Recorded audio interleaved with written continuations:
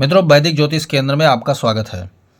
वैदिक ज्योतिष केंद्र के अगले वीडियो की कड़ी में जो मैं लेके आया हूँ वो एक और दुर्योग के बारे में, चूँकि दुर्योग का मैं श्रृंखला चला रहा हूँ, कड़ी चला रहा हूँ, तो उसमें मैं कई प्रकार के दुर्योगों की चर्चा करूँगा। कोई ना कोई दुर्योग से आपका सामना हुआ होगा जीवन में, या आपके कुंडली में, किसी सदस्य के कुंडली में जो आपसे संपर्क रखता हो, संबंध रखता हो, उसके कुंडली में स्थापित हो और आपको पता ना हो कि ये परेशानियां क्यों हो रही हैं, समस्या क्यों हो रहा है, ये पीड़ाएं क्यों हो रही हैं, उसको संघर्ष क्यों कर रहा है, तो उसका आपको पता चल जाएगा। तो उस समय रहते ही उसका उपाय इलाज कर सकते हैं मित्रों। इससे आपको राहत मिलेगा या उस व्यक्ति को राहत मिलेगा जिसके लिए आप उपाय करवाए हैं। मेरा अभिप्राय केवल इतना ही है कि मैं सही, सरल, सटीक तरीके से आप तक ज्योतिष का सब्जेक्ट और विषय लेके आता हूँ, उसको समझ में आपके आ जाना चाहिए। किसी का कल्याण हो तो मेरे लिए बहुत अच्छी बात है। चलिए वीडियो स्टार्ट करता हूँ। आप देखेंगे ये क्या लिखा है, पामर योग। अब ये पामर योग क्या है? एक प्रकार का खराब योग है, दुर्योग की श्रेणी में आता है। जिस जातक की जन्म कुंडली में ये योग बनता है वो क्या करेगा, सबसे पहले इच्छाओं को मारने का काम नहीं कर पाएगा अपने वो। तो इससे क्या नुकसान होगा? इच्छा उसकी बहुत ज़्यादा होगा, लेकिन जेब खर्च के लिए, इच्छाओं की पूर्ति के लिए उसके जेब में पैसे नहीं होंगे। ठीक है, तब वो क्या करेगा, चाटुकारिता पर जीवन जिएगा, यानी दया पर जीवन जीने का योग बना देता है पामर योग। दूसरा कारण क्या होता है, आंतरिक कमजोरी से इतना पीड़ित होता है कि उसके क्रोध बहुत आएगा, और क्रोध के साथ साथ क्या है, जलन, कपट, छल, द्वेष अंदर से भरा रहेगा उसके। लालच बस आकर के अपने चीज़ों को प्रकट करेगा, इन गुणों को प्रकट करेगा और किसी न किसी को बिना सोचे समझे विचारे क्षति पहुंचाने में देर नहीं करेगा। तीसरा इसका गुण क्या है, तीसरा गुण ये है कि जैसे किसी का अच्छी खासी खेती तैयार है, फसल लग रहा है, लहलहा रहा है खेत में, तो क्या करेगा, उसके जलन, द्वेष और विद्वेष इतना बड़ा, किसी के शत्रुता हो जाए किसी के साथ, ऐसे व्यक्ति का, तो वो क्या करेगा, उस फसल को भी जलाने में उसको पीछे नहीं हटेगा। यानी पूरी तरह से कुंठित बुद्धि, दिमाग वाला व्यक्ति ऐसा होता है जो कुटिल प्रवृत्ति का होता है। ऐसे योग वाले अक्सर जीवन में हत्यारे बनते हैं, डकैत बनते हैं, कसाई बन जाते हैं। मैं एक तुलना दे रहा हूं, मैं किसी व्यक्ति या जातक की तो नाम नहीं ले रहा हूं, लेकिन एक तुलनात्मक चीजें बता रहा हूं। हेस्टे सीटर बन जाते हैं। इस प्रकार से ऐसा योग ये जो है जीवन में स्थितियां, परिस्थितियां पैदा करता है कि व्यक्ति उस क्षेत्र में चला ही जाता है। अब ये बनता कैसे है, तो यहां पर सूत्र देखेंगे कि पंचमेश जब जाकर के छठे भाव में, आठवें भाव में या 12वें घर में जाके बैठ जाए। अब पंचमेश कौन है, यहाँ देखोगे लग्नेश तो हुआ बुध इस कुंडली का, क्योंकि मिथुन लग्न की कुंडली है ये, और मिथुन राशि का स्वामी बुध होता है। उसी प्रकार से जब यहाँ से गिनेंगे तो ये पंचम भाव है। अब पंचम भाव में 7 नंबर लिखा है, 7 नंबर यानी तुला राशि, इसका स्वामी हुआ सीधा शुक्र।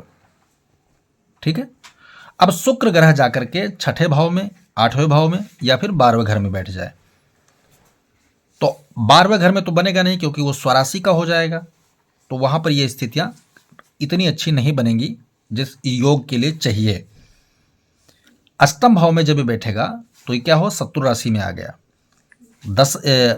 छठे भाव में शत्रु राशि में, और अष्टम भाव में क्या है, ये मित्र राशि में चला गया, क्योंकि स्वराशि नहीं, उच्च राशि नहीं, मूल त्रिकोण राशि नहीं। यही स्थितियां इसको कंफर्टेबल में ला सकती हैं, बाकी अन्य कोई स्थितियां लागू नहीं होती इन खराब योगों में।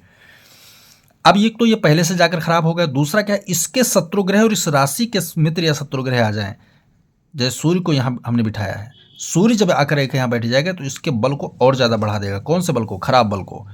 तब ये क्या करेगा, पूरी तरह से तांडव करना चालू कर देगा। अब इस भाव को तो खराब करेगा ही करेगा, क्योंकि इस भाव में ही बन रहा है। साथ में जिसका स्वामी है पंचम का स्वामी, तो उसका भाव को खराब करेगा।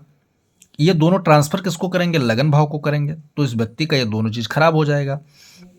उसी प्रकार अष्टम भाव में अगर यह योग बन रहा है तो अष्टम भाव को खराब कर दिया, पंचम खराब हो गया और लगने से यानी इस व्यक्ति का खराब हो गया, तो दिमाग वैसे ही फाल्ट हो गया इसका। तो इस प्रकार विधियों में अब जैसे जितने क्रूर ग्रह समर्थन में आएंगे, अगर सिंगल डिजिट में बैठा है तो योग तो बनेगा लेकिन उतना खराब नहीं जाएगा, लेकिन जैसे कोई अन्य क्रूर ग्रह इसके समर्थन में आता है, समर्थन में आ जाता है, तो वो क्या करेगा, उसको और भड़काएगा, उसको और खराब करने का, यानी प्रेरित करेगा कि तू और खराब फल दे। अब यहाँ पर मंगल इकलौता है तो इसको प्रेरित कर रहा है, लेकिन एक कोई और ग्रह है, यहाँ राहु आ जाए कोई, या शनि आ जाए, या केतु आ जाए, तो और ज़्यादा ये प्रेरित करेगा, तो और ज़्यादा डबल तिबल आपको नुकसान पहुंचाने का काम करेगा। इस प्रकार की इच्छाओं में व्यक्ति को ले जाएगा कि उसके पास ऑप्शन ही नहीं छोड़ेगा, केवल क्या करेगा, मार काट, लड़ाई झगड़ा, जलन, कपट, ईर्षा, द्वेष, पाखंड, इन सब में रहेगा, डकैती। यह बहुत खराब योग माना जाता है। जिस किसी जातक के जीवन में ऐसा होगा, या लक्षण देख के भी आप ये पता लगा सकते हैं कि उसके कुंडली में ऐसे ही कोई खराब योग बैठा है। क्योंकि मैं श्रृंखला खराब योगों की लेके आया हूं, तो उनमें बहुत सारे खराब योगों की मैं चर्चा करूंगा। आज जो योग है वो पामर योग है। पामर योग के बारे में, फल के बारे में आपको बता ही चुका हूं। भयानक हिस्ट्री की सीटर ऐसे लोग होते हैं। अब मैं बात करूं कि बड़े बड़े आतंकवादियों की कुंडली में भी ऐसी चीजें बनी होंगी मित्रों। अब हम बात कर लेते हैं कि इस योग से निवृत्ति कैसे पाया जाए, शांति कैसे होगा। तो सबसे पहले हमें यह करना है कि जितने भी ग्रह से ये योग तैयार होता है कुंडली में, चाहे वो छठे में हो, चाहे वो आठवें में हो, चाहे वो 12वें घर में हो, उनमें से जो कारक हो, जैसे कोई ग्रह हो सकता है कि इस भाव में कारक हो, या शुभ ग्रह, खासकर पंचम, चतुर्थ, लग्न, दशम और नवम, इन भाव के स्वामी का हमें दान नहीं करना है। ठीक है, हमें दान नहीं करना है, क्योंकि क्या है कि पंचमेश का ही ट्रांसफर इन भाव में हुआ है, तो शुक्र का हमें दान नहीं करना है, हमें डायरेक्टली इसका जप करवा देना है। शुक्र के बीज मंत्रों का जप करवा देना है, या स्तोत्र पाठ करवा देना है, स्तोत्र पाठ करवा देना है, और फिर पूर्णाहुति लगवा देना है। पहला उपाय तो ये हुआ। दूसरा उपाय ये हुआ कि भगवान शिव के शरण में जाकर के, चाहे शिव पंचाक्षरी करवा दीजिए, आप रुद्राष्टाध्यायी का पाठ करवा दीजिए, या फिर शिव माहिम्न स्तोत्र का पाठ करवा दीजिए, या महामृत्युंजय सबसे श्रेष्ठ माना जाता है, आप उसका उपाय करवा दीजिए। साथ में रुद्राभिषेक हवन करवा दीजिए। ये योग से पूरी निवृत्ति हो जाएगी, 100% आपको लाभ मिलेगा। हाँ, ये योग फलित कब होगा? ये योग फलित होगा आपके जीवन के जब आप महत्वपूर्ण 32 वर्ष गुजार चुके होंगे, तब आपके जीवन में ये योग का फल निकलना चालू हो जाएगा मित्रों। महादशा अंतरदशा के आने पर ऐसे ग्रह का, तब वो जैसे जिन ग्रहों के साथ ये योग युति बन रही है, अगर उनका आगमन महादशा अंतरदशा में होगा, या गोचर में इनकी स्थिति बनेगी आपके राशि या लग्न के अनुसार, तब आपके जीवन में ऐसे खराब योग का फल निकलना चालू हो जाएगा। उससे पहले ही आप उसकी शांति करवा लीजिए, तो आप बेहतर में रहेंगे मित्रों। वीडियो पसंद आए तो लाइक करें, शेयर करें, सब्सक्राइब करें, साथ में बेल आइकन का बटन जरूर दबाएं, ताकि हमारा नया लेटेस्ट वीडियो आप तक जरूर पहुंचे नोटिफिकेशन के माध्यम से। वीडियो बिना स्किप करके देखेंगे, क्योंकि दिव्य वैदिक ज्योतिष चल रहा है, ये ज्ञान है, अतुल्य होता है, अक्षर ब्रह्म होता है, तब आपके दिमाग और बुद्धि में ये चीजें बैठेंगी। जय श्री राम।